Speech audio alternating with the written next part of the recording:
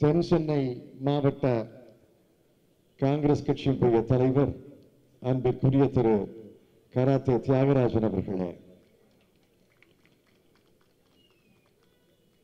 அவருக்கு துணையாக இருந்து இந்த கூட்டத்தினை ஏற்பாடு செய்த அருமை நண்பர்கள் தீநகர் ஸ்ரீராம் அவர்களே, சாந்தி, மலர்குடி, சேகர், தரமணி கோபி, அடையார்துறை, நாச்சிகுளம் சரவணன், சைதை முத்தமிழ், திருவான்மியூர் கதிரேசன், பழனி, தரமணி சீனிவாசன், விருகை ராமச்சந்திரன், ராஜசேகர், கோபால் சுந்தரம், ஆதிநாராயணன், இஸ்மாயில், செந்தில், மற்ற நண்பர்களே,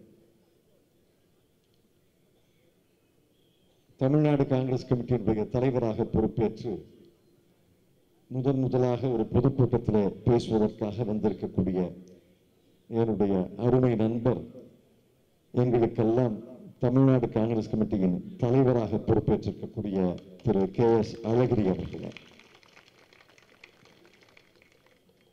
செயல் தலைவர்கள் அன்பிற்குரிய திரு வசந்தகுமார் அவர்களே, திரு ஜெயக்குமார் அவர்களே, சட்டமன்ற உறுப்பினர் திருமதி விஜயதரணி அவர்களே, முன்னாள் சட்டமன்ற உறுப்பினர் திருமதி யசோதா அவர்களே, இங்கே உரையாற்றிய அருமை நண்பர் திருச்சி வேலுசாமி அவர்களே, முழுமையாக அவருடைய பேச்சை கேட்க முடியவில்லை, வருந்துகிறேன், அடுத்த கூட்டத்தில் கேட்கிறேன். இங்கே வந்திருக்கக்கூடிய அருமை நண்பர்கள் வழக்கறிஞர் தனபால் ராஜ் அவர்களே, RS செந்தில்குமார் அவர்களே,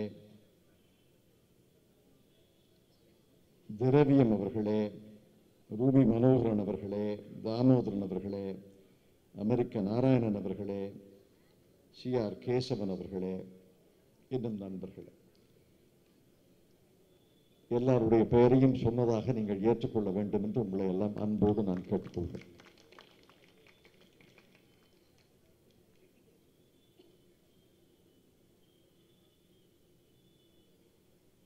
இந்த தேர்தல் திருவிழா தொடக்க விழாவாக அதை வைத்துக் கொள்ளலாம். தேர்தல் என்பது ஒரு திருவிழா தான். 5 ஆண்டுகளுக்கு ஒரு முறை இந்த திருவிழா நடந்தால்தான் அது ஜனநாயக நாடு.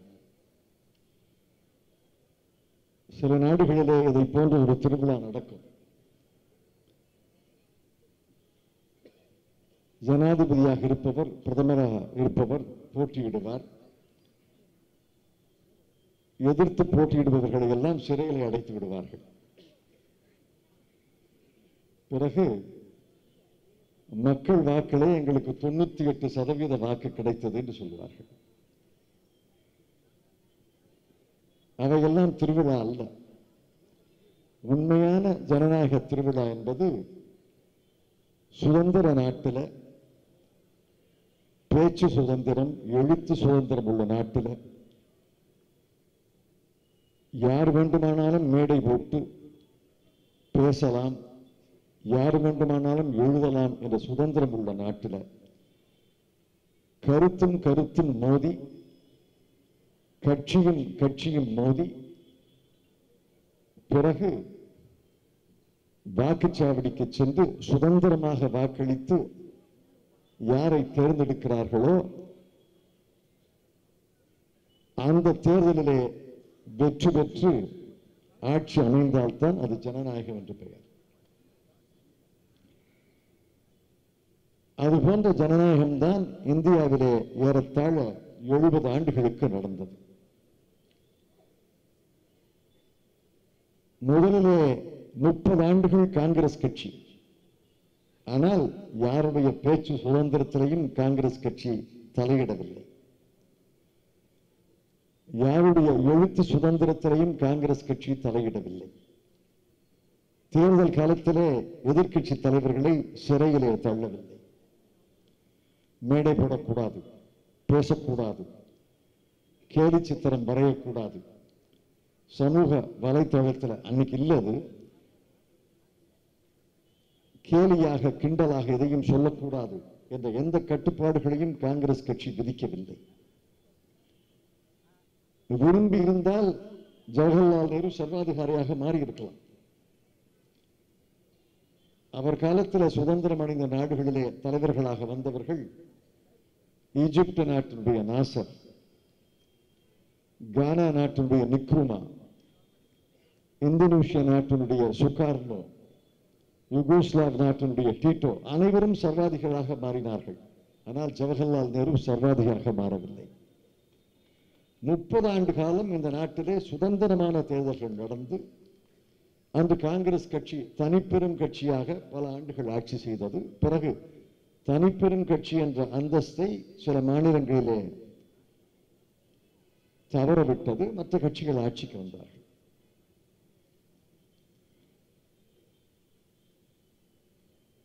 அத்தகைய ஒரு சுதந்திரமான தேர்தலிலே தான் மரியாதைக்குரிய இந்திய பிரதமர் திரு நரேந்திர மோடி அவர்கள் பிரதமராக தேர்ந்தெடுக்கப்பட்டார். அவருடைய தேர்தலே நமக்கு எந்த விதமான மறுப்பும் கிடையாது. அவர் புறவழியிலே பிரதமராக வந்தார் என்ற குற்றச்சாட்டு கிடையாது. ஆனால் அவருடைய பாரதிய ஜனதா கட்சி பீற்றிக் கொள்வதைப் போல அவருக்கு ஏதோ ஏகோபித்த ஆதரவு இருந்ததாக யாரும் கருதிவிடக்கூடாது. வாக்களித்த மக்களிலே 31% மக்கள் தான் திரு நரேந்திர மோடி அவர்களுக்கு வாக்களித்தார்கள். வாக்களித்தவர்களிலே 69% திரு நரேந்திர மோடி அவர்களுக்கு வாக்களிக்கவில்லை. அதை அவர் மறந்தாலும் நாம் மறந்துவிடக்கூடாது. அவரை யாரும் இந்த நாட்டினுடைய சர்வாதிகாரியாக தேர்ந்தெடுக்கவில்லை. அவருடைய கட்சிக்கு 282 இடங்கள் தந்தார்கள் என்பதை நான் ஏற்றுக்கொள்கிறேன். ஆனால் 31% வாக்கை பெற்று குறிப்பாக வட மாநிலங்களிலே 7 மாநிலங்களிலே பெரிய வெற்றியை பெற்று பிரதமராக அவர் பதவியெடுத்தார். 5 ஆண்டுகளுக்கு முன்னால் நடந்த நிகழ்ச்சிகளை நினைவுபடுத்த வேண்டும். ஏனென்றால் ஒரு அரசு 5 ஆண்டுகள் முடியும் பொழுது 5 ஆண்டுகளுக்கு முன்னால் அந்த அரசு என்ன சொன்னது, அந்த கட்சி என்ன சொன்னது, 5 ஆண்டுகளிலே எதை செய்தது, எதை செய்யவில்லை, 5 ஆண்டுகள் கழித்து எதை சொல்லப் போகிறார்கள், இதை வைத்துத்தான் அந்த கட்சியை மதிக்க முடியும், அந்த ஆட்சியை மதிக்க முடியும். அதைத்தான் நீங்கள் விரும்புகிறீர்கள் என்று நான் நம்புகிறேன். 5 ஆண்டுகளுக்கு முன்னால் திரு நரேந்திர மோடி அவர்கள் என்ன சொன்னார்கள்?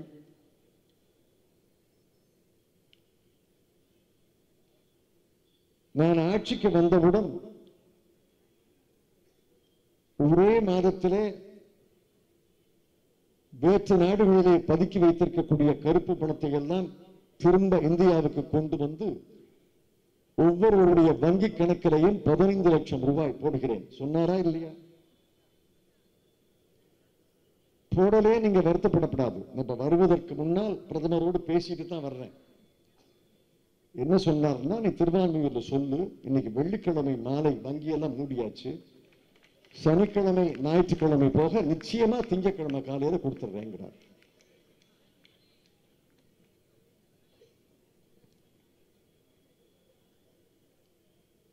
அடுத்து என்ன சொன்னார்?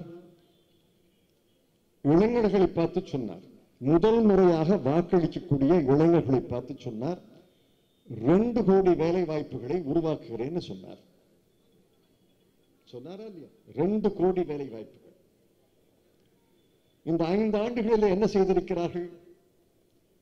பக்கோடா தயாரிப்பதற்கு கூட 2 கோடி ஏற்பாடு செய்யலாம். பக்கோடா தயாரிப்பது வேலை என்று கண்டுபிடித்தது அருமை தலைவர் நரேந்திர மோடி அவர்கள். உலக அளவில் ILO நிறுவனம் இருக்கு, இன்டர்நேஷனல் லேபர் ஆர்கனைசேஷன், சர்வதேச தொழிலாளர் அமைப்பு. திரு நரேந்திர மோடி அவர்கள் பக்கோடா தயாரிப்பது கூட வேலை என்று அறிவித்த பிறகு அவர்களே யோசிக்கிறாங்களா, இனிமே நிறைய பக்கோடா தயாரிக்கிற வேலையை உருவாக்கலாமே.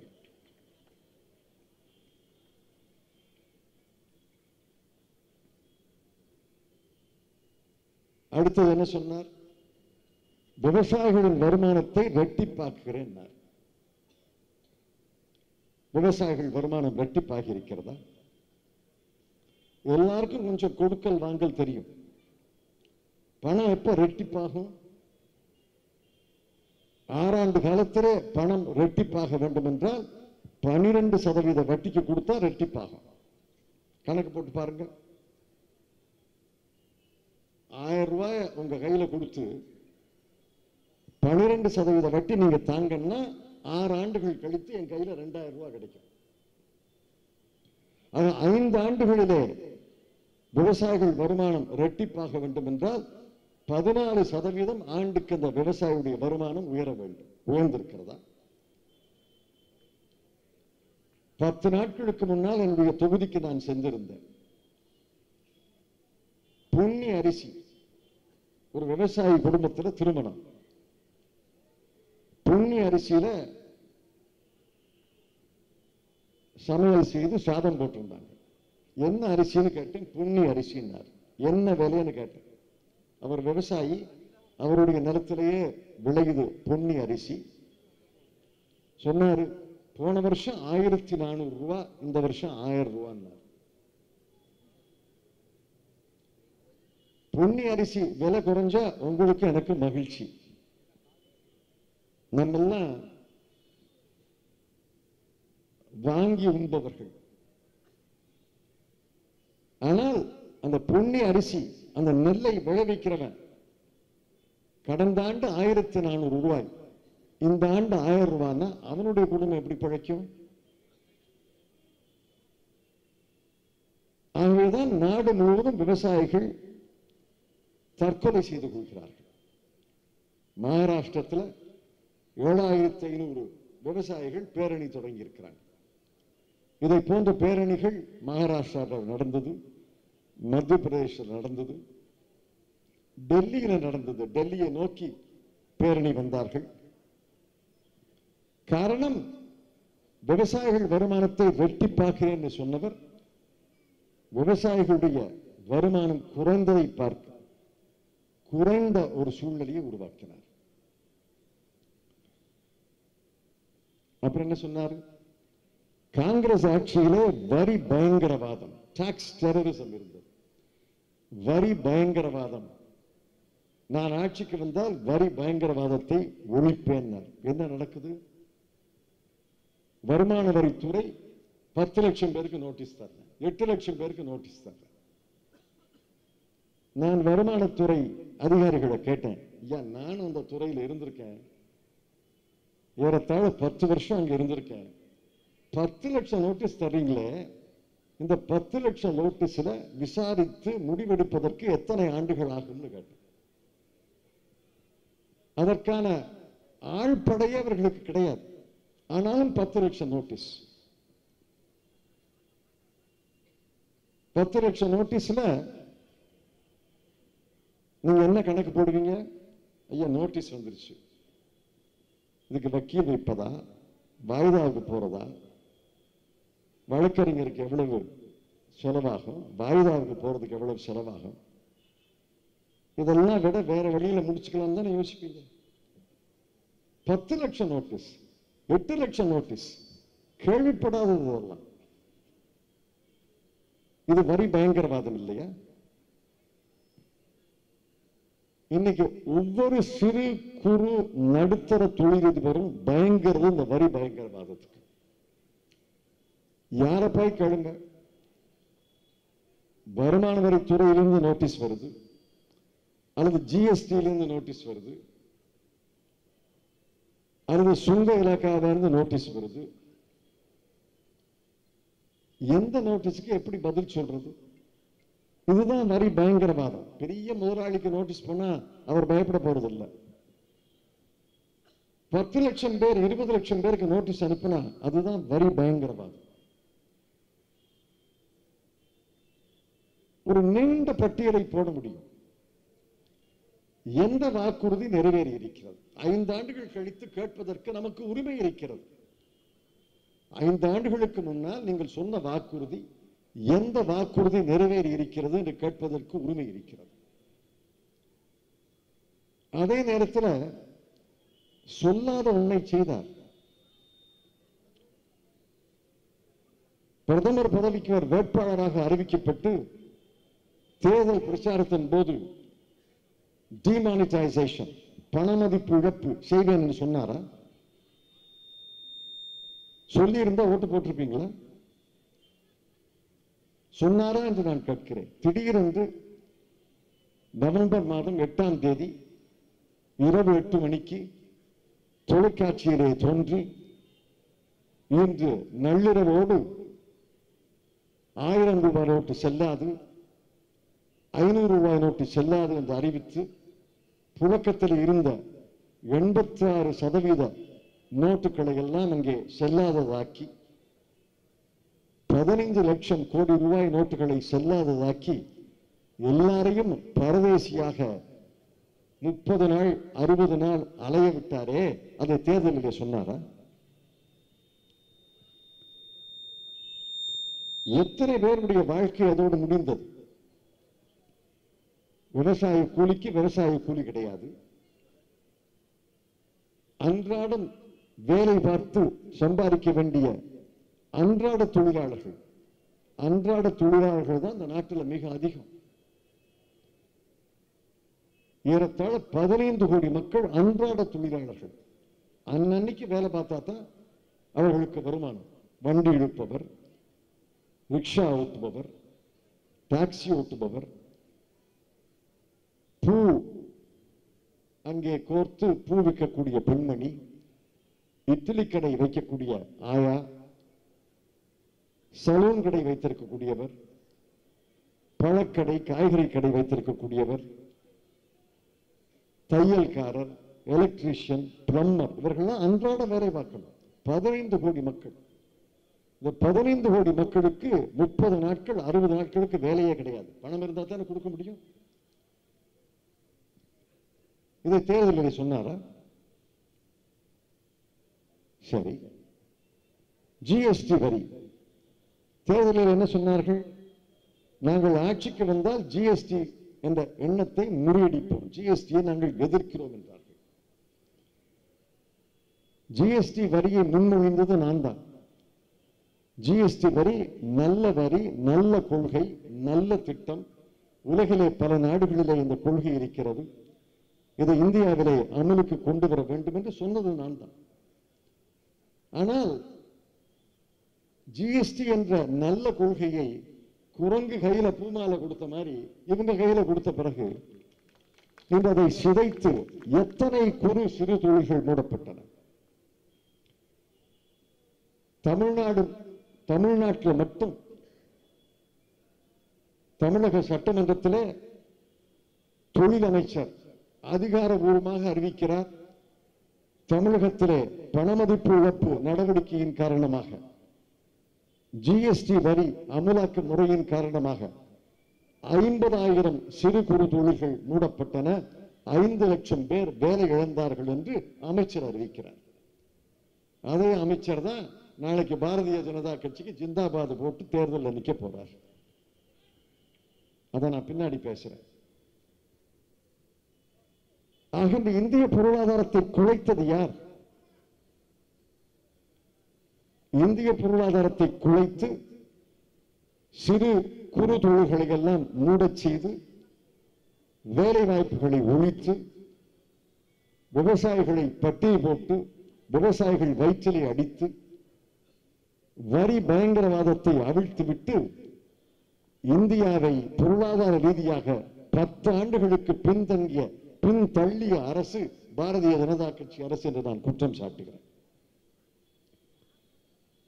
வளர்ந்து கொண்டிருந்த ஒரு நாட்டில், வளர்ந்து கொண்டிருந்த பொருளாதாரத்தில் திடீரென்று இதை போன்ற முட்டாள்தனமான முடிவுகள், முட்டாள்தனம் என்று சொல்வது நாடாளுமன்ற வரவுக்கு முரணானது அல்ல. ஆங்கிலத்தில் ஃபூலிஷ் என்று சொன்னா ஏத்துக்குவாங்க.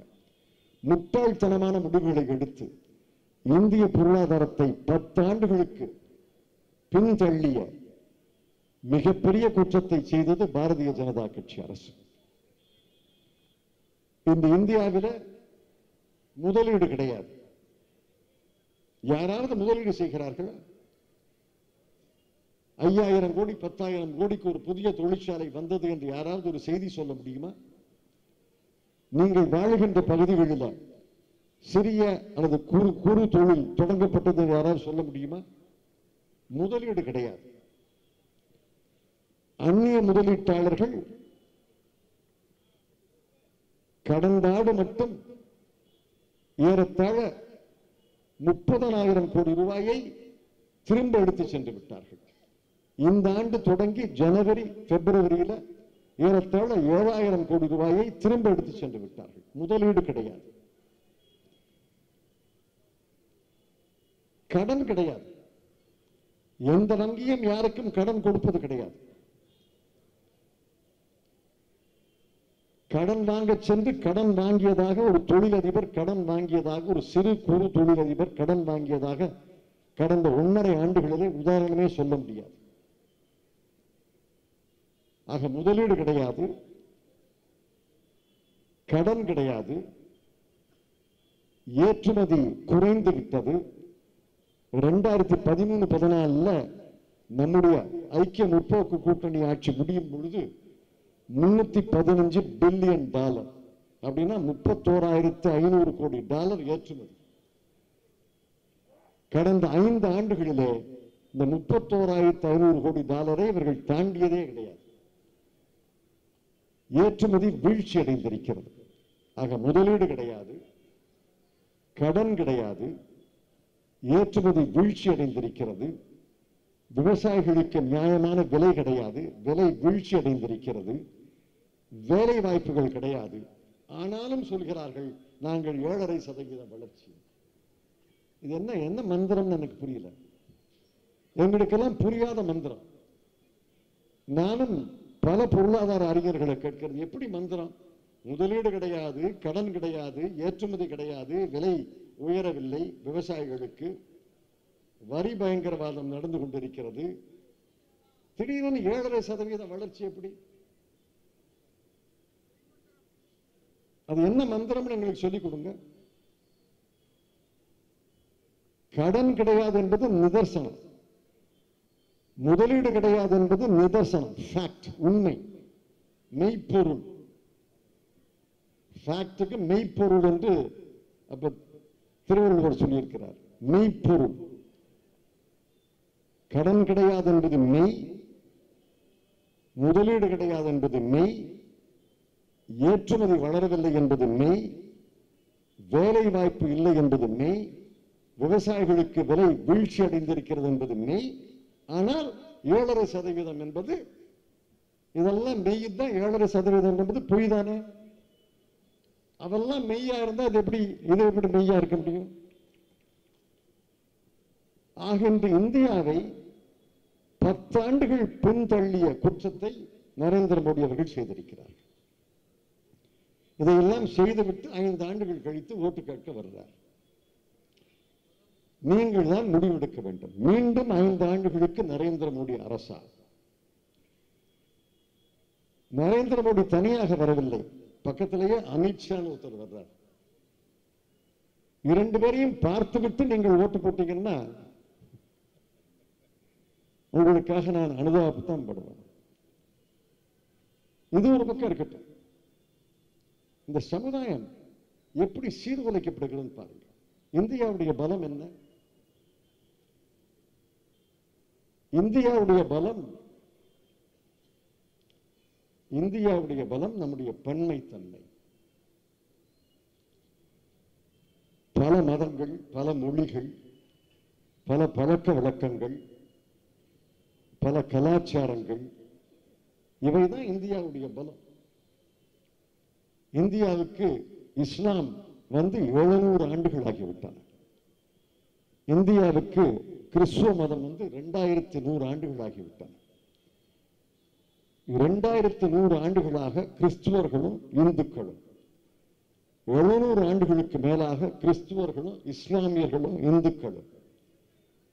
பிற்காலத்தில் கிறிஸ்துவர்கள், இந்துக்கள், இஸ்லாமியர்கள், சீக்கியர்கள், சமணர்கள், ஜைனர்கள், பௌத்தர்கள், பார்சிக்கள் எல்லாரும் இணக்கமாக வாழ்கின்ற நாடு இந்திய நாடு. தமிழன், தெலுங்கர், மலையாளிகள், கன்னடியர்கள், இந்தி மொழி பேசக்கூடிய மக்கள், வங்காளிகள், ஒடியா மொழி பேசக்கூடிய மக்கள் அனைவரும் இணைந்து இருப்பதுதான், ஒரு சேர வாழ்ந்திருப்பதுதான் இந்தியா. இதுல ஜாதி இருந்துச்சு, நான் இல்லைன்னு சொல்லல, ஜாதி இருக்கு. அது இந்தியாவுக்கு என்று விளைந்த ஒரு சாபக்கேடு. ஜாதி இருக்கு. ஆனால் அந்த ஜாதி வேறுபாடுகளை மாறி இந்தியாவிலே ஒரு பன்முகத்தன்மை, பன்மைத்தன்மை இருந்தது. இந்த அரசு என்ன செய்திருக்கிறது? இந்த அரசு இன்று இந்த மக்களை பிரித்து ஆளுகிறது. கடைசியாக இந்தியாவை பிரித்து ஆண்டது யார் தெரியுமா? கடைசியாக இந்தியாவை பிரித்து ஆண்டது நம்ம ஏறத்தாழ 300 ஆண்டுகள் ஆண்ட வெள்ளையர்கள், பிரிட்டிஷ்காரர்கள் பிரித்து ஆழ்ந்தார்கள். டிவைட் அண்ட் ரூல், பிரித்தாளும் சூழ்ச்சி, பிரித்தாளும் சூழ்ச்சி என்று. பாரதிய ஜனதா கட்சி அரசு அதைத்தானே செய்கிறது, பிரித்து ஆளுகிறது. இந்து வேறு, இஸ்லாமியர்கள் வேறு, இந்து வேறு, கிறிஸ்துவர்கள் வேறு. இந்தியாவிலே பிறந்தவர்கள் எல்லாம் இந்துக்களாக இருக்க வேண்டும். இது பிரித்தாளும் சூழ்ச்சியா இல்லையா? நரேந்திர மோடி அவர்கள் தன்னுடைய வாழ்நாளில் ஏறத்தாழ 35-40 ஆண்டுகள் ஒரு பிரச்சாரகராக இருந்தார். அவர் பிரதம மந்திரியாக வந்த பிறகு பேசிய பேச்சுக்கள் தான் உங்களுக்கு தெரியும். ஆனால் அவர் பிரச்சாரகராக இருந்தபோது என்ன பேசினார் என்பது பல பேருக்கு தெரியாது. அவர் பிரச்சாரகராக இருந்தபோது என்ன பேசினார் என்பது தெரிய வேண்டும் என்றால், இன்று உத்தரப்பிரதேசத்து முதலமைச்சர் இருக்கிறார் யோகி ஆதித்யநாத், அவர் பேசியதைத்தான் இவர் பேசினார். எந்த வேறுபாடும் கிடையாது. 35 ஆண்டுகள் திரு நரேந்திர மோடி அவர்கள் பேசிய பேச்சு என்ன பேச்சு, எப்படிப்பட்ட பேச்சு, என்ன கருத்துக்கள் என்று உங்களுக்கு தெரிய வேண்டும் என்றால், இன்று யோகி ஆதித்யநாத் பேசியதை நீங்கள் கேள். அவர் என்ன சொல்கிறார்? இந்த நாட்டிலே ஜாதி வேண்டும்,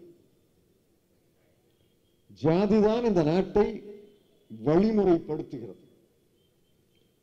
எப்படி வயல்வெளியில பாத்தி கட்டி வரப்பு கட்டுறோமோ அதை போல இந்திய சமுதாயம் அந்த வயல்வெளியில வரப்பு பாத்தி கட்டுவது இந்த ஜாதி. முதல் ஜாதி, இரண்டாவது ஜாதி, மூன்றாவது ஜாதி, 4 ஜாதி என்பது 4 வரப்பு 4 பாத்தியை போல. இதனால் தான் இந்திய சமுதாயம் பிழைத்திருக்கிறது என்று ஒரு முதலமைச்சர் சொல்கிறார்.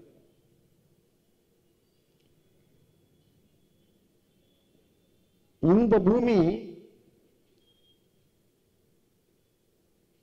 பெருந்தலைவர் காமராஜரும் பெரியார் ஈவேராவும் பிறந்த பூமி, வாழ்ந்த பூமி என்பதை மறந்து விடாதீர்கள்.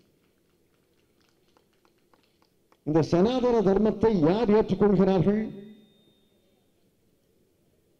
பாரதிய ஜனதா கட்சி ஏற்றுக்கொள்கிறது என்பது எனக்கு புரிகிறது. பாரதிய ஜனதா கட்சிக்கு அப்பால் தமிழ்நாட்டிலே ஏதாவது ஒரு அரசியல் தலைவர், ஒரு அரசியல் கட்சி மேடையிலே பகிரங்கமாக சொல்ல வேண்டும், பெரியார் பிறந்த பூமியில, பெருந்தலைவர் காமராஜர் பிறந்த பூமியில, பேரறிஞர் அண்ணா வாழ்ந்த பூமியிலே நாங்களும் சனாதன தர்மத்தை ஏற்றுக்கொள்கிறோம் சொல்லட்டுமே. நான் ஜாதியை மறுப்பவன், ஜாதியை எதிர்ப்பவன். ஆனால் என்னுடைய எதிர்ப்பால், என்னுடைய மறுப்பால் ஜாதி ஒழிந்துவிடும் என்று நான் நம்பவில்லை. ஒரு நாள் ஜாதி ஒழியும் என்ற நம்பிக்கையிலே நான் ஜாதியை எதிர்க்கிறேன், ஜாதியை மறுக்கிறேன். ஆனால் ஜாதி வேண்டும். ஜாதி வேறுபாடுதான் இந்த நாட்டை வழிமுறைப்படுத்துகிறது. ஜாதி வேறுபாடுதான் இந்த நாட்டை ஒழுங்குமுறைப்படுத்துகிறது என்று சொல்லக்கூடிய ஒரு கட்சி தமிழ்நாட்டிலே காலூன்றி விட்டால் அதைவிட நமக்கு தலைக்குனிவு இருக்கவே முடியாது. தமிழகத்திலே கால் ஊன்றுவதற்கு முயற்சி செய்கிறார்கள். அந்த முயற்சிக்கு துணை போகிறது அண்ணா திராவிட முன்னேற்றக் கழகம். அதைவிட கேவலம் அந்த முயற்சிக்கு துணை போகிறது இந்த பாட்டாளி மக்கள் கட்சி.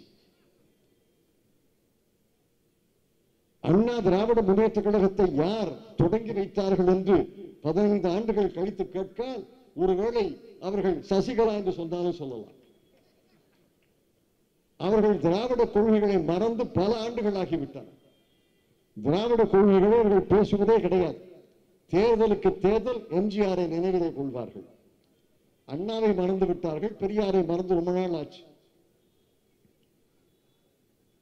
ஆக அண்ணா திராவிட முன்னேற்ற கழகம்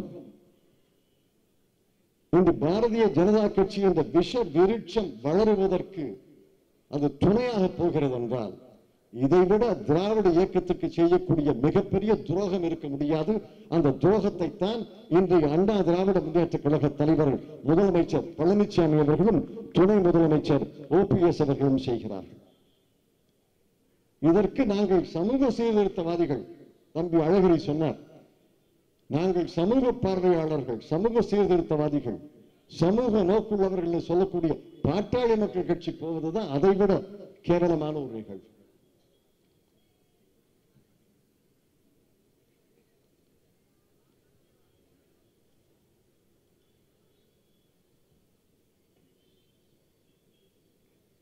தமிழ் இந்துவில ஒரு செய்தி வந்தது. தமிழக அமைச்சர்கள் மீது 206 பக்க ஊழல் பட்டியல். 206 பக்கம். ஒரு பக்கத்தை ஒரு நாள் படிச்சா கூட 206 நாட்கள் ஆகும் படிக்கிறதுக்கு. தமிழக அமைச்சர்கள் மீது 206 பக்க ஊழல் பட்டியல். சென்னை ராஜ்பவனில் தமிழக ஆளுநர் பன்வாரிலால் புரோஹித்திடம் அதிமுக அரசுக்கு எதிரான ஊழல் புகார் பட்டியலை வழங்குகிறார். யார் வழங்குகிறார்? யாருன்னு நீங்க தான் சொல்லணும். பாமக இளைஞரணி தலைவர் அன்புமணி ராமதாஸ், உடன் கட்சி தலைவர் GK மணி, துணை பொதுச் செயலாளர் AK மூர்த்தி, வழக்கறிஞர் க பாலு உள்ளிட்டோர் வழங்குகிறார்கள். எனக்கு தெரிஞ்ச வரைக்கும் இந்த 4 பேர் தேர்தலில் நிக்க போறாங்க.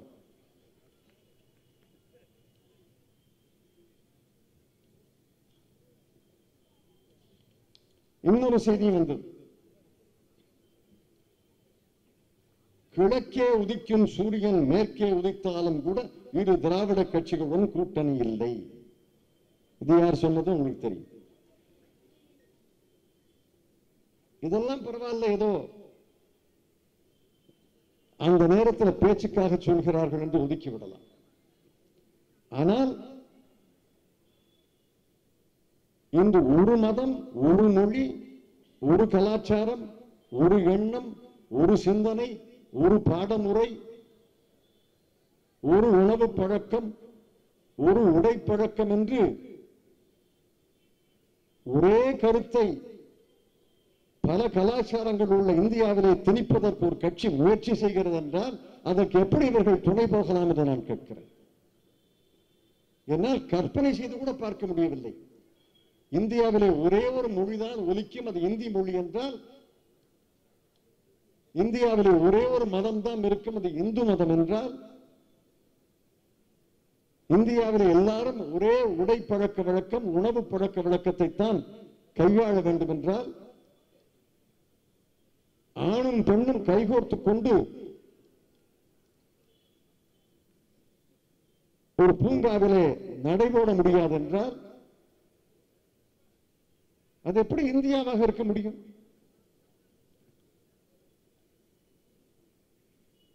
அந்த இந்தியாவிலேயா நாம் பிறந்தோம்? அந்த இந்தியாவையா நம்முடைய மூதாதையார்கள் சுதந்திர போராட்டத்திலே கனவு கண்டு நமக்கு பெற்று தந்தார்கள்? அந்த இந்தியாவையா இந்தியாவின் அரசியல் சாசனம் சொல்கிறது? அந்த இந்தியாவிலே தலித் மக்களுக்கு இடம் இல்லையா? அந்த இந்தியாவிலே பழங்குடி மக்களுக்கு இடம் இல்லையா? வடகிழக்கு மாநிலத்தில் இருக்கும் மக்களுக்கு இடம் இல்லையா? காஷ்மீர் இளைஞர்கள், காஷ்மீர் மாணவர்களுக்கு இடம் இல்லையா? என்ன நடக்குது இன்னைக்கு? காஷ்மீரில் ஒரு பயங்கரவாதி CRPF கான்வாய் மீது தன்னுடைய SUV வண்டியை இடித்து வெடி அங்கே மிக மோசமான வெடிகளை வைத்து தகர்த்து 400 பேர் பலியானார்கள். அதற்காக நம் நெஞ்சம் அழுகிறது. ஆனால் அந்த ஒரு பயங்கரவாதியினுடைய செயலுக்காக இந்த இந்தியாவிலே பல இடங்களிலே பல்கலைக்கழகத்திலே கல்லூரிகளிலே படிக்கக்கூடிய காஷ்மீர் இளைஞர்களை எல்லாம் தாக்குவது, அவர்களை நீ வெளியே போ, காஷ்மீருக்கு போ என்று சொல்வது எப்படி ஏற்றுக்கொள்ள முடியும்? இதை கண்டித்து பிரதமர் ஒரு வார்த்தை சொல்லி இருக்கிறாரா?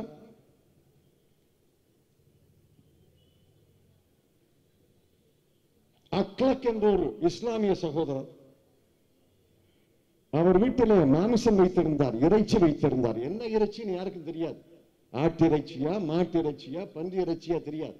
உன் வீட்டில் இறைச்சி இருக்கிறது, நான் முடிவு சொல்கிறேன் அது மாட்டு இறைச்சி என்று தரதரவென்று இழுத்து வந்து நடுத்தருவில் நிறுத்தி அவனை உயிரோடு எரித்து கொன்றார்களே, அதை கண்டித்தும் பிரதமர் ஒரு வார்த்தை சொல்லவில்லை.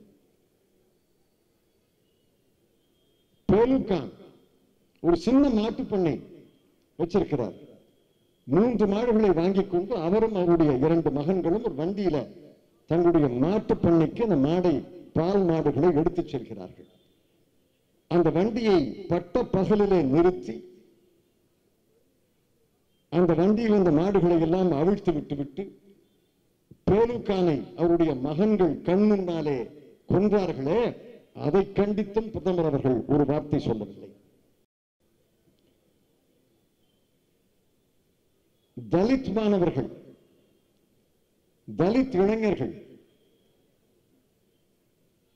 நாட்டிலே நடக்கக்கூடிய தலித் மக்களுக்கு எதிரான வன்முறைகளை கண்டித்து, இனி நாங்கள் எங்கள் ஊரிலே ஒரு மாடு இறந்து விட்டால் அந்த மாட்டு உடலை நாங்கள் அப்புறப்படுத்த மாட்டோம், தோலை உரிக்க மாட்டோம் என்று சொன்னதற்காக அவர்களை கட்டி போட்டு சங்கிலியால் அடித்த காட்சியை பார்த்தீர்கள். அதை கண்டித்து கூட இந்திய பிரதமர் ஒரு வார்த்தை சொல்லவில்லை. இங்கே சொன்னார்கள் கஜா புயல் அடித்தது. கஜா புயலிலே மிகப்பெரிய சேதம், குறிப்பாக தென் மாவட்டங்களிலே, கடலோர பகுதிகளிலே மிகப்பெரிய சேதம். அந்த நேரத்திலே கூட பிரதமர் தமிழ்நாட்டுக்கு வரவில்லை. இன்று காஷ்மீர் மாணவர்கள் ராஜஸ்தானில், குஜராத்தில், உத்தரப்பிரதேசத்தில் காஷ்மீர் மாணவர்கள் மீது தாக்குதல் நடைபெறுகிறது. கல்லூரியை காலி செய்யுங்கள், விடுதியை காலி செய்யுங்கள், உங்கள் ஊருக்கு போங்கள் என்று விரட்டுகிறார்கள். 300 மாணவர்கள் டெல்லி வந்து சேர்ந்து ஜம்மு போய் சேர்ந்திருக்கிறார்கள். அதை கண்டித்து ஒரு வார்த்தை சொல்லவில்லை. சில நேரங்களில் பேச்சு ஒரு மனிதனுடைய உள்மனதை உணர்த்திவிடும், ஒரு மனிதனுடைய சுய ரூபத்தை வெளிக்காட்டிவிடும். சில நேரங்களிலே மௌனம் ஒரு மனிதனுடைய சுயரூபத்தை வெளிப்படுத்திவிடும், மௌனம் ஒரு மனிதனுடைய உள்மனதை வெளிப்படுத்திவிடும். பாரதிய ஜனதா கட்சி என்பது ஒரு மதம், ஒரு மொழி, ஒரு இனம், ஒரு வகையான இந்தியாவை உருவாக்க வேண்டும், ஒரே வகையான இந்தியாவை உருவாக்க வேண்டும் என்ற அடிப்படையிலே எழுந்த கட்சி.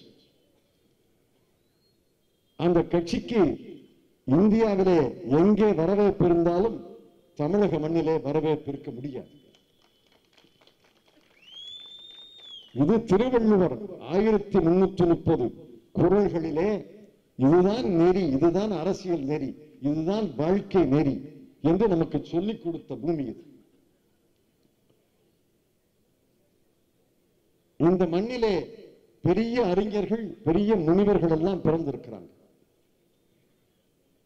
இந்த மண்ணிலேதான் தேசிய இயக்கத்துக்கு ஈடாக திராவிட இயக்கம் என்ற ஒரு இயக்கம் தோன்றியது. திராவிட இயக்கமும் தேசிய இயக்கமும் பல நேரங்களிலே கைகோர்த்து செயல்பட்டார்கள்.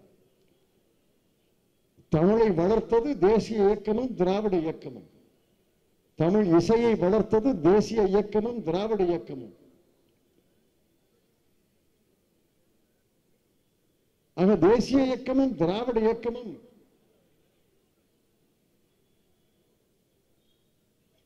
இருவேறு இடங்களிலிருந்து தோன்றினாலும் பல நேரங்களிலே ஒற்றுமையாக செயல்பட்டிருக்கிறார்கள். இன்று திராவிட முன்னேற்ற கழகமும் காங்கிரஸ் கட்சியும் கூட்டணி அமைத்திருக்கிறது என்றால் அந்த பழைய மரபின்படி திராவிட இயக்கமும் தேசிய இயக்கமும் ஒன்று சேர்ந்து கைகோர்த்து இந்த சனாதன தர்மவாதிகளை, சனாதன வழிமுறைவாதிகளை எதிர்ப்பதற்காக கைகோர்த்திருக்கிறோம். 5 ஆண்டுகள் இந்திய பொருளாதாரத்தை சீரழித்தவர்களை பதவியிலிருந்து நீக்குவதற்காக கைகோர்த்திருக்கிறோம். மதவெறி மொழிவெறியை தூண்டிவிடக்கூடியவர்களை எதிர்ப்பதற்காக கைகோர்த்திருக்கிறோம். மீண்டும் இந்தியாவை வளர்ச்சி பாதையிலே அழைத்துச் செல்வதற்காக கைகோர்த்திருக்கிறோம். 2004 2014 கைகோர்த்தோம். ஒரு நேரத்தில் சில மாதங்கள் கை பிரிந்தாலும் மீண்டும் கைகோர்த்தோம். 2004 2014 ஆகிய 10 ஆண்டுகளிலே தான் 14 கோடி மக்கள் வறுமை கோட்டில் இருந்து உயர்த்தப்பட்டார்கள். இது உலகம் ஏற்றுக்கொண்ட உண்மை. ஐநா சபை, உலக வங்கி, உலக சர்வதேச நிதி நிறுவனம் ஏற்றுக்கொள்ளக்கூடிய உண்மை. 14 கோடி மக்கள் வறுமை கோட்டில் இருந்து உயர்த்தப்பட்டார்கள். இந்த 10 ஆண்டுகளிலே தான் தகவல் உரிமை சட்டத்தை கொண்டு வந்தோம். இந்த 10 ஆண்டுகளிலே தான் பிற்படுத்தப்பட்ட மக்களுக்கு மத்திய அரசினுடைய பல்கலைக்கழகங்கள், மத்திய அரசினுடைய கல்வி நிறுவனங்களிலே இடஒதுக்கீடை கொண்டு வந்தோம். இந்த 10 ஆண்டுகளிலே தான் காமராஜர் தொடங்கிய மதிய உணவு திட்டத்தை நாடு முழுவதும் தேசிய திட்டமாக கொண்டு வந்தோம். இந்த 10 ஆண்டுகளிலே தான் கிராமங்களிலே வாழக்கூடிய ஏழைகளிலே பரம ஏழைகளுக்கு 100 நாள் வேலை வாய்ப்பு திட்டத்தை கொண்டு வந்து பசியில்லாமல் அவர்கள் உறங்குவதற்கு வழிவகை செய்தார். இந்த 10 ஆண்டுகளிலே தான் லட்சக்கணக்கான மாணவர்களுக்கு கல்வி கடனை தந்தோம். இந்த 10 ஆண்டுகளிலே தான் எங்கள் ஊர்ல, என் ஊருக்கு பக்கத்து ஊர்ல, புதுவையிலங்கிற ஊர்ல குடுகுடுப்பக்காரர், நான் மேடையில இதை போன்ற ஒரு மேடையில பேசிக் கொண்டிருந்தேன். திடீரென்று ஒரு குடுகுடுப்பக்காரர் உள்ள வந்து, அண்ணே அப்படின்னாரு. நான் திடுக்கு நின்னேன். அண்ணே, என் பையன் அழகப்பா காலேஜில் சேர்ந்துட்டான் அண்ணேன்னாரு. அதுக்கு மேல பேசுறதுக்கு ஒண்ணுமே தேவையில்லை. இந்த 10 ஆண்டுகளிலே தான் லட்சக்கணக்கான மாணவர்களுக்கு கோடிக்கணக்கான ரூபாய் கல்வி கடன் தந்தோம். இந்த 10 ஆண்டுகளிலே தான் விவசாயிகளுக்கு நியாயமான விலையை தந்தோம். இந்த 10 ஆண்டுகளிலே செய்த காரியங்களை எல்லாம் நீண்ட பட்டியலை போட்டு சொல்ல முடியும். இந்த 10 ஆண்டுகளிலே தான் சுதந்திர இந்தியாவிலே அதிகமான வளர்ச்சி ஏற்பட்டது. முதல் 5 ஆண்டுகள் 8.5%. 10 ஆண்டுகளையும் மொத்தமாக பார்த்தால் கூட 7.4%. எந்த 10 ஆண்டு காலத்திலேயும் 7.4% வளர்ச்சி அடைந்ததாக உதாரணமே சொல்ல முடியாது. இந்த 10 ஆண்டுகள்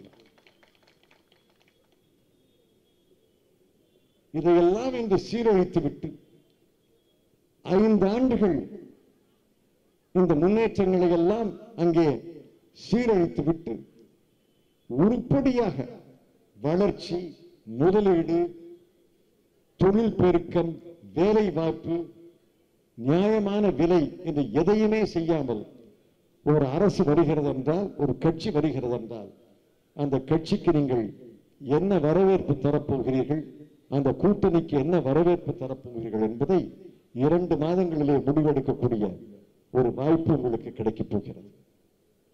நண்பர்களே, ஒன்று மட்டும் சொல்கிறேன். இந்த அரசு என்பது மற்ற அரசுகளைப் போல இதை சாதாரண ஒரு அரசாக பார்க்காதீர்கள். இந்த அரசிலே அமைச்சரவைக்கு வேலை கிடையாது. பாரதிய ஜனதா கட்சி அரசில் அமைச்சர்களுக்கு வேலை கிடையாது. பாரதிய ஜனதா கட்சி அரசில் அனைத்து அதிகாரங்களும் ஒரு இடத்துல குவிந்திருக்கு. அந்த இடத்தினுடைய பெயர் பிரதம மந்திரி அலுவலகம், ஆங்கிலத்தில் PMO, பிரைம் மினிஸ்டர்ஸ் ஆபீஸ். எந்த அமைச்சரை கேட்டாலும் சொல்லுவார், PMO கேளுங்க. எந்த அதிகாரியை பார்த்தாலும் சொல்லுவார், காலையில என்ன பண்ண போறீங்க பார்க்கலாமா? இல்ல இல்ல, நான் PMOக்கு கூப்பிட்டுருக்காங்க, PMOக்கு போறேன். அனைத்து அதிகாரங்களையும் ஒரு இடத்துல குவித்து வைத்து விட்டு அந்த அனைத்து அதிகாரங்களையும் செலுத்தக்கூடிய ஒரே மனிதராக நரேந்திர மோடி அவர்கள் இருக்கிறார்கள். அதன் காரணமாகத்தான் பணமதிப்பு இழப்பு நடந்தது. பணமதிப்பு இழப்பு எந்த சூழ்நிலையில் நடந்தது என்பதை நான் பல கூட்டங்களிலே பேசியிருக்கிறேன். நவம்பர் மாதம் 7ஆம் தேதி மத்திய அரசு ரிசர்வ் வங்கிக்கு கடிதம் எழுதுகிறது. நாங்கள் 1000 ரூபாய் நோட்டு, 500 ரூபாய் நோட்டை செல்லாத நோட்டாக அறிவிக்கப் போகிறோம். அதற்கு உங்களுடைய ஒப்புதலை தெரிவிக்க வேண்டும். இது வேண்டுகோள் அல்ல, கட்டளை. பேருக்கு தான் வேண்டுகோள், ஆனால் கட்டளை. அங்கிருந்த ரிசர்வ் வங்கியுடைய கவர்னர் கூட்டத்தை போடுறார். எங்க போடணும்? ரிசர்வ் வங்கியுடைய அலுவலகம் இருப்பது மும்பை நகரம், ஆனால் கூட்டம் போடுறது டெல்லியில. ஒரு நாள் நோட்டீஸ்ல கூட்டம். சாதாரண கூட்டுறவு சங்கம் கூட்டம் கூட்டினா கூட 3 நாள் நோட்டீஸ் தரணும். ரிசர்வ் வங்கியுடைய கூட்டம் ஒரு நாள் நோட்டீஸ்ல நடைபெறுகிறது, டெல்லியில நடைபெறுகிறது. பல இயக்குநர்கள் வரவில்லை. ஏன்னா ஒரு நாள் நோட்டீஸ்ல எப்படி வர முடியும்?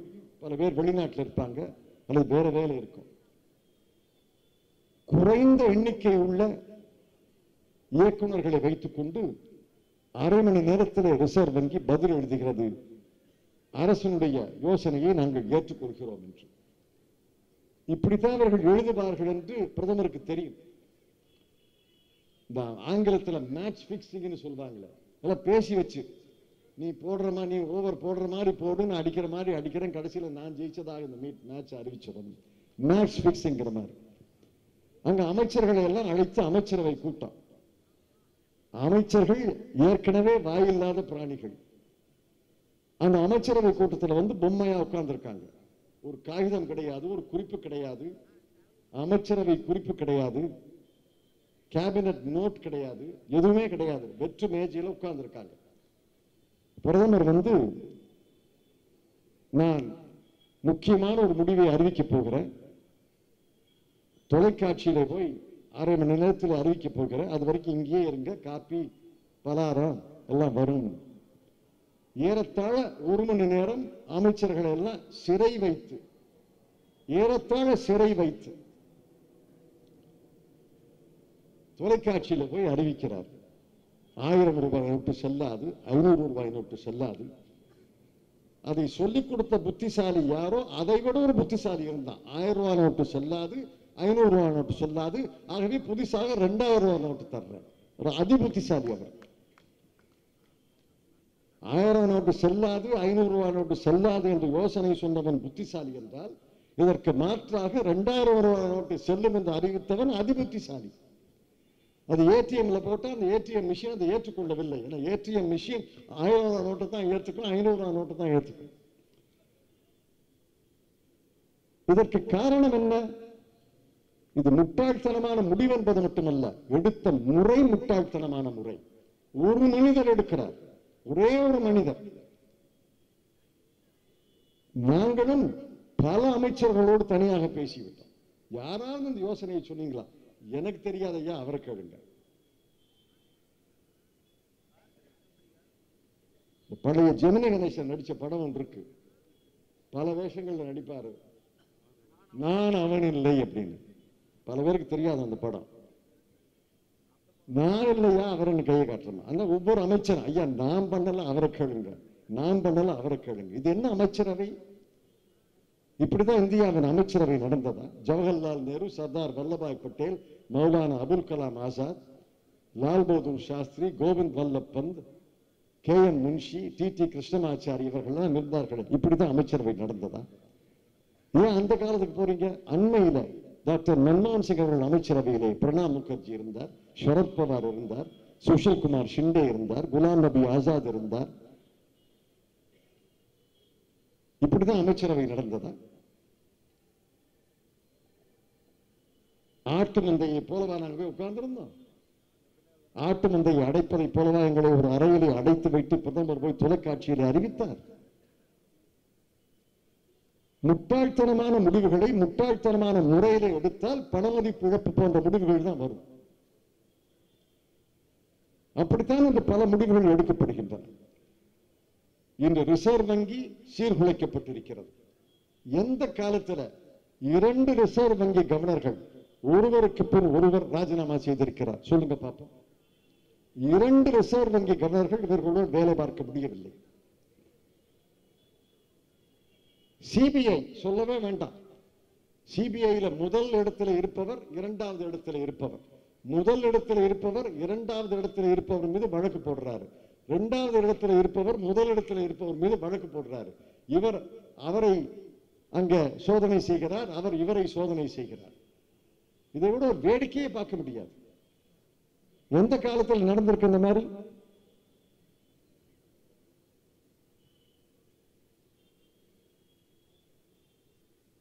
அதே போல அமலாக்கத்துறை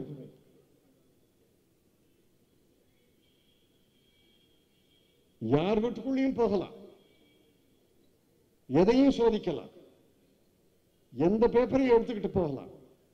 இது சுதந்திர நாடா? சட்டம் ஒழுங்கை பின்பற்றக்கூடிய நாடா?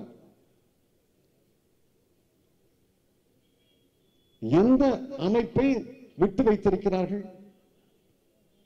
தகவல் உரிமைக்காக ஒரு கமிஷன் அமைத்தோம். தகவல் உரிமை கமிஷன்ல 8 இடங்கள் காலி. 8 இடங்கள் காலி.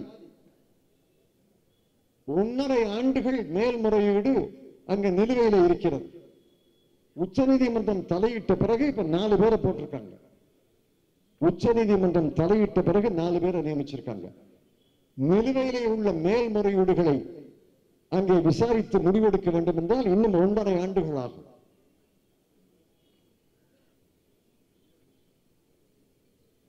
உணவு உறுதி சட்டத்தை கொண்டு வந்தோம். எந்த மாநிலத்தில் நிறைவேறுகிறது? ஐக்கிய முற்போக்கு கூட்டணி அரசு உணவு உறுதி சட்டத்தை எங்களுடைய ஆட்சியுடைய கடைசி 2 ஆண்டுகளிலே கொண்டு வந்து அதை படிப்படியாக அமலாக்கணும். இவர்கள் ஆட்சிக்கு வந்த பிறகு எந்த மாநிலத்திலே உணவு உறுதி சட்டம் அமலாகிறது? அனைத்து நிறுவனங்களையும் குலைத்து திட்ட கமிஷன் ஒன்று இருந்தது, பிளானிங் கமிஷன். மத்திய அரசு நிதியை ஒதுக்கும், மாநில அரசு நிதி போதாதுன்னு யாராவது அதை நடுவில் இருந்து பேசி தீர்க்கணுமா இல்லையா? அந்த பணியை திட்ட கமிஷன் செய்தது. மத்திய அரசு மாநில அரசுகளுக்கு இடையே முரண்பாடு இல்லாமல் பேசி சமாதானமாக முடிவெடுக்கக்கூடிய ஒரு அமைப்பாக திட்ட கமிஷன் இருந்தது. அதே போல அமைச்சரவையில் மத்திய வெவ்வேறு துறைகளில் எனக்கு பணம் போதல, உனக்கு பணம் போதலன்னு எல்லாரும் வந்து நிதியமைச்சரோடு சண்டை போடுவார்கள். அந்த சண்டையெல்லாம் சமாதானமாக பேசி, சரி இந்த துறைக்கு இவ்வளவு கூடுதலாக கொடுக்கலாம், இந்த துறைக்கு இவ்வளவு பணம் தேவைப்படுகிறது என்று ஒரு பயனுள்ள காரியத்தை திட்ட கமிஷன் செய்தது. அந்த திட்ட கமிஷனை இழுத்து மூடிட்டாங்க. நேஷனல் ஸ்டாட்டிஸ்டிக்ஸ் கமிஷன், தேசிய புள்ளியியல் கமிஷன், ஒரு கமிஷன். அவர்கள் வேலை என்ன? இந்திய நாட்டினுடைய பொருளாதார வளர்ச்சி என்ன என்று புள்ளி விவரங்களை சேர்த்து அறிவிப்பது ஒரு வேலை. இன்னொரு வேலை, இன்னொரு அங்கத்தின் மூலமாக இந்தியாவில் எத்தனை வேலை வாய்ப்புகள் உருவாகி இருக்கின்றன, எத்தனை பேர் வேலை இல்லாமல் இருக்கிறார்கள் என்று சொல்வது இரண்டாவது வேலை. முதல் வேலையை செய்வதற்கு சிஎஸ்ஓ, சென்ட்ரல் ஸ்டாட்டிஸ்டிக்ஸ் ஆர்கனைசேஷன். இரண்டாவது வேலையை செய்வதற்கு நேஷனல் சாம்பிள் சர்வே ஆர்கனைசேஷன். இந்த 2 வேலையையும் செய்ய விடாமல் அந்த தேசிய புள்ளியியல் கமிஷனை முடக்கி, அதன் விளைவு என்ன? அதன் விளைவு அந்த கமிஷனில் இருந்த 2 உறுப்பினர்கள் அறிஞர்கள், டாக்டர் பட்டம் படித்த அறிஞர்கள் 2 உறுப்பினர்கள் தான் இருந்தாங்க. 2 பேரும் 15 நாட்களுக்கு முன்னாடி ராஜினாமா செய்கிறாங்க. வேலை பார்க்க முடியாது, வேலை பார்க்க விடமாட்டாங்க. எங்கள் பணியை செய்வதற்கு அரசு அனுமதிப்பது கிடையாது. இந்தியாவுடைய பொருளாதார வளர்ச்சி என்ன என்று அறிவிப்பதற்கு எங்களுக்கு சுதந்திரம் கிடையாது. இந்தியாவிலே எவ்வளவு வேலையின்மை இருக்கிறது என்று அறிவிப்பதற்கு எங்களுக்கு சுதந்திரம் கிடையாது. ஆகவே நாங்கள் ராஜினாமா செய்கிறோம் என்று 15 நாட்களுக்கு முன்னாடி 2 பேரும் ராஜினாமா செய்து இன்று அந்த கமிஷனில் யாருமே கிடையாது. இது ஜனநாயக நாடா? என்ன அலங்கோலம் என்று நான் கேட்கிறேன். இது என்ன சர்வாதிகாரம் என்று நான் கேட்கிறேன். இதற்கெல்லாம் பதில் சொல்ல வேண்டிய காலம் வந்திருக்கிறது. இதற்கெல்லாம் பதில் சொல்வதற்கு நீங்கள் முன் வருவீர்கள் என்று நான் நம்புகிறேன். இறுதியாக ஒரு கருத்து. உங்களை சந்திப்பதனுடைய முக்கிய நோக்கம் இந்த செய்திகளை எல்லாம் பரிமாறிக்கொள்ள வேண்டும் என்பது ஒரு நோக்கம். இன்னொரு நோக்கம், கடந்த 2 மாதங்களாக நானும் என்னுடைய தோழர்களும் நாடு முழுவதும் சுற்றுப்பயணம் செய்கிறோம். மக்கள் என்ன விரும்புகிறார்கள், மக்கள் என்ன கேட்கிறார்கள், தொழிலாளர்கள் என்ன கேட்கிறார்கள், குடும்ப தலைவர்கள் குடும்ப தலைவர்கள் என்ன கேட்கிறார்கள், மாணவர்கள் என்ன தேவை என்று சொல்கிறார்கள், இளைஞர்கள் என்ன தேவை என்று சொல்கிறார்கள், விவசாயிகள் என்ன கேட்கிறார்கள், கல்லூரி பேராசிரியர்கள் என்ன யோசனை சொல்கிறார்கள், முன்னாள் இராணுவத்தினர் என்ன கேட்கிறார்கள் என்பதையெல்லாம் கேட்பதற்கு நாடு முழுவதும் 175 கூட்டங்களை நடத்தியிருக்கிறோம். தமிழ்நாட்டிலே, சென்னையிலே, திருச்சியிலே, கோவையிலே, புதுச்சேரியிலே கூட்டங்களை நடத்தி இருக்கிறோம். நாளை துபாயில ஒரு கூட்டம் நடக்குது. துபாயில உள்ள இந்தியர்கள்,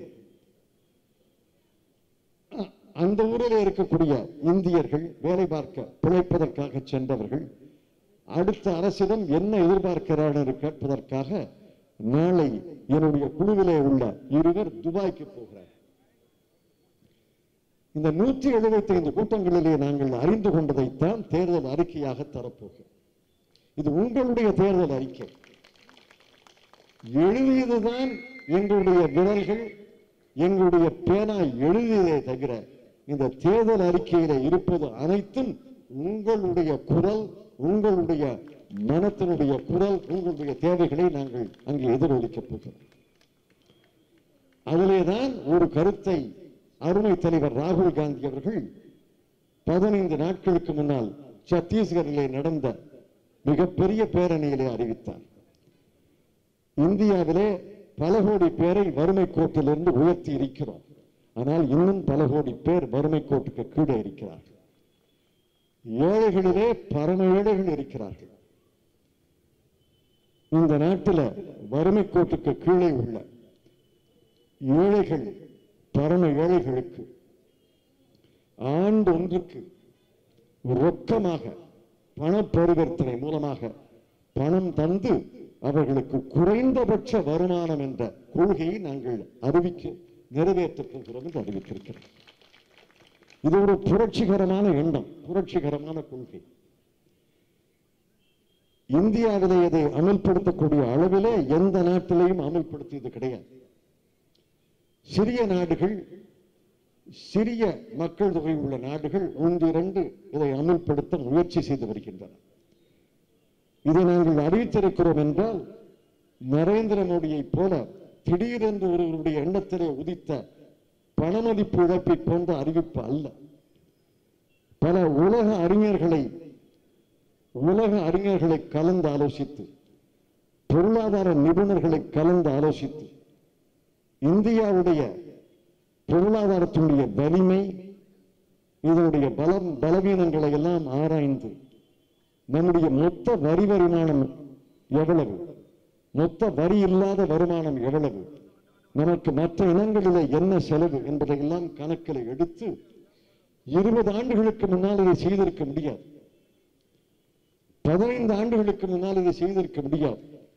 ஏன் 10 ஆண்டுகளுக்கு முன்னால் கூட இதை செய்திருக்க முடியாது. ஆனால் இன்றைய இந்திய பொருளாதாரத்தினுடைய மதிப்பு 190 லட்சம் கோடி ரூபாய். 190 லட்சம் கோடி ரூபாய் உள்ள இந்திய பொருளாதாரத்திலே இதை செய்ய முடியும், செய்ய வேண்டும், நாங்கள் செய்வோம் என்ற உறுதியோடு அருமை தலைவர் ராகுல் காந்தி இதை அறிவித்திருக்கிறார். இதை போன்றுத்தான் பல அறிவிப்புகள் இந்த தேர்தல் அறிக்கையில் இருக்கின்றன. இது உங்களுடைய மனநிலையை பிரதிபலிக்கக்கூடிய அறிக்கையாக இருக்கும். நீங்கள் என்ன வேண்டும் என்று சொல்கிறீர்கள்? பல பேர் பேசினாங்க, மாணவர்களுக்கு கல்வி கடன் வேண்டும் என்று பேசினார்கள். மாணவர்களை நாங்கள் சந்தித்து பேசியிருக்கிறோம். அவர்கள் என்ன விரும்புகிறார்கள் என்பது எனக்கு தெரியும். மாணவர்கள் என்ன விரும்புகிறார்கள் என்பதை இப்பொழுது நான் சொல்ல போறதில்லை. மாணவர்கள் என்ன விரும்புகிறார்கள் என்பதை உணர்ந்து இந்த தேர்தல் அறிக்கையிலே அந்த அறிவிப்புகள் வரும். அதை போல விவசாயிகள் எந்த தேவை என்று அங்கே அழுத குரலிலே கேட்டார்களோ அதை பிரதிபலிக்கக்கூடிய வகையிலே இந்த தேர்தல் அறிக்கை வரும். குடும்ப தலைவர்கள் என்ன விரும்புகிறார்களோ அது இந்த தேர்தல் அறிக்கையிலே வரும். சிறு குறு தொழிலை செய்பவர்கள் என்ன விரும்புகிறார்களோ, என்ன வேண்டும் என்று கேட்கிறார்களோ அது இந்த தேர்தல் அறிக்கையிலே வரும். அறிஞர்கள், பேராசிரியர்கள், பொருளாதார நிபுணர்கள் எந்த வழியிலே இந்தியா போக வேண்டும் என்று விரும்புகிறார்களோ அதையெல்லாம் இந்த தேர்தல் அறிக்கையிலே நாங்கள் பிரதிபலிப்போம் என்ற உறுதியை மட்டும் உங்களுக்கு நான் சொல்வதற்கு கடமைப்பட்டிருக்கிறேன். ஏதோ எங்க மனசுல தோணுச்சு பேப்பர் எடுத்து எழுதிட்டோம்ங்கிற அளவில் நாங்கள் எழுதலை. குறிப்பாக 15 லட்சம் ரூபாயை உங்கள் வங்கி கணக்கிலே போடுகிறேன் என்ற பொய் மூட்டையை நாங்கள் அவிழ்த்து விடப் போவது கிடையாது. 2 கோடி மக்களுக்கு நான் ஆண்டொன்றுக்கு வேலை வாய்ப்பு உருவாக்கி தரப்போகிறேன் என்ற பொய் மூட்டையை நாங்கள் அவிழ்த்து விடப் போவது கிடையாது. எதை சொல்கிறோமோ செய்ய முடியும் என்று உணர்ந்ததைத்தான் ராகுல் காந்தி அவர்கள் சொல்வார்கள். ராகுல் காந்தி சொல்வதை செய்வது எங்களுடைய கடமை என்ற உறுதியை மட்டும் உங்களுக்கு நான் தருகிறேன். காங்கிரஸ் கட்சி உங்கள் பணிக்காக, உங்கள் சேவைக்காக அடுத்த 5 ஆண்டுகள் மற்ற கட்சிகளோடு இணைந்து உங்களுக்காக பணியாற்றுவதற்காக காங்கிரஸ் கட்சி உறுதியேற்கிறது. எங்கள் உறுதியை நீங்கள் ஏற்று அடுத்த தேர்தலிலே காங்கிரஸ் கட்சி இருக்கக்கூடிய கூட்டணிக்கு நீங்கள் வாக்களிக்க வேண்டும். தமிழகத்திலே திராவிட முன்னேற்ற கழகம் காங்கிரஸ் கட்சியின் கூட்டணிக்கு மிகப்பெரிய வாக்கு நீங்கள் அளிக்க வேண்டும்.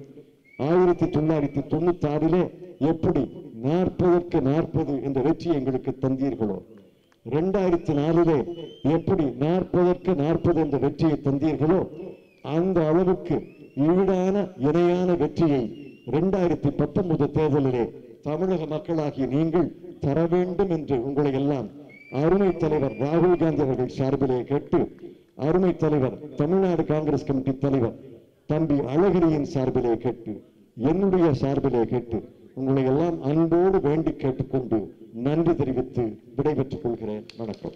இந்த வீடியோ உங்களுக்கு பிடிச்சிருந்தா ப்ளீஸ் லைக் அண்ட் ஷேர் பண்ணுங்க. மறக்காம எங்க சேனலை சப்ஸ்கிரைபும் பண்ணுங்க.